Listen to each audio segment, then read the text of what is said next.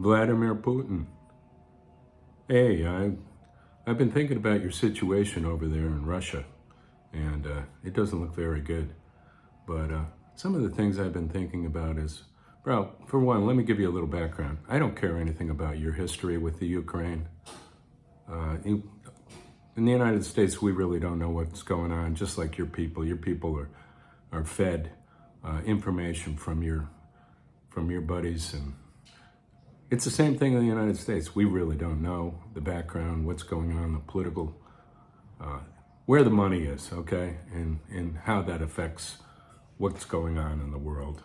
Of course, you think that you've totally miscalculated this war, and you're trying to take away one thing that people must have, and that's freedom.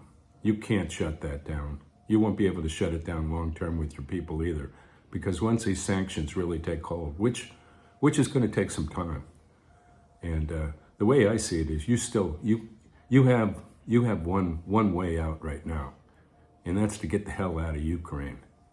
And if you turned around and you made some kind of semi-deal with the Ukrainians to get back off their property, get back into Russia, you may still be able to save face, maybe. But as I was watching another video, they said, you can't deny when your men don't come home. Your young men who are fighting your crazy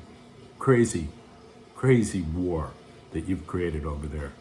And when those coffins start showing up, these body bags start showing up, that's impossible to shut down. And so I can understand why a guy like you would leave your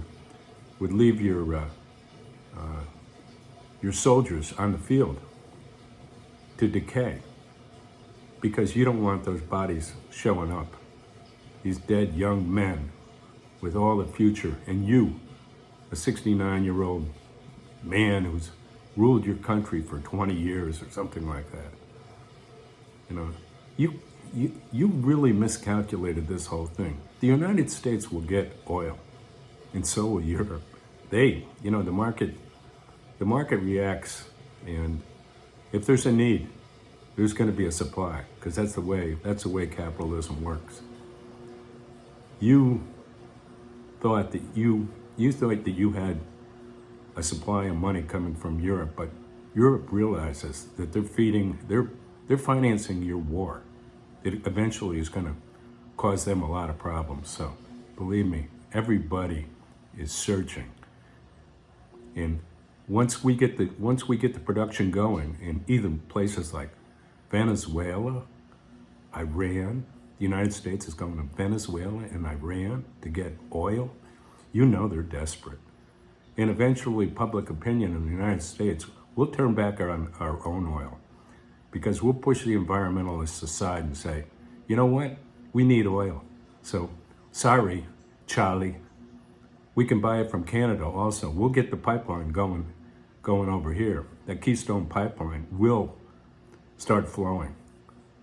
So you only have one option right now. That's, like I said, get the hell out of Ukraine. And maybe you won't commit political suicide.